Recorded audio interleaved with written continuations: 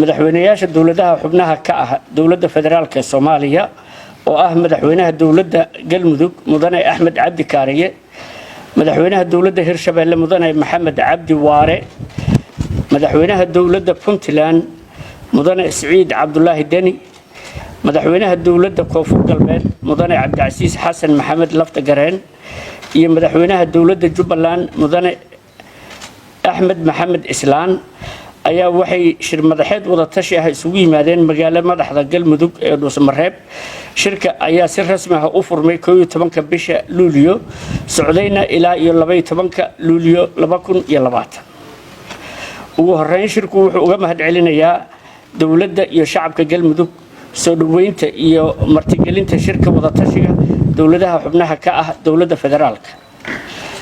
madaxda dawladaha ayaa ka wada hadlay xoojinta iskaashiga dawladaha xubnaha ka ah dawladda federaalka ee dhinacyada siyaasadda, amniga, dhaqaalaha iyo xoojinta geedi socodka dhismaha dawladnimada Soomaaliya.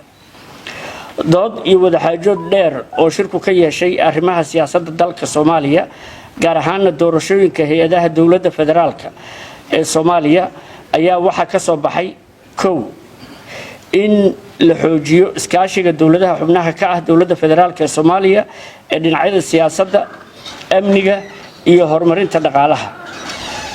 in doorashada waa qodobka labaad in doorashada dawladda federaalka ee Soomaaliya ee 2020-2021 ay ku dhacdo waqtigeedii aysan imaan wax muddo kordhin xileed ah. 3 sida ay sheegtay gudoomiyaha guddiga doorashooyinka dalka kama dhici karto doorasho hal qof iyo hal cod ah oo waqtigeedu ku dhacda. sidaa darteed waa in tubta farsamo ee qabsoomidda doorashada dalku ay noqoto mid taladeeda loo dhan yahay, nooc ahaanna ku dhici karta muddo xileedka harsan.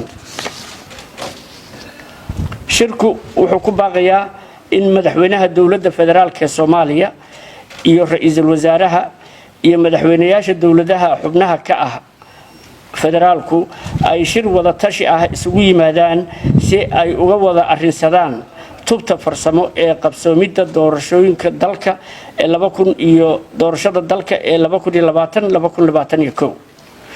shirku wuxuu ku baaqayaa in shirka wada tashiga dawladda federaalka iyo dawladaha xubnaha ka ah uu ka dhaco magaalada Dhuusamareeb ee caasimadda Galmudug.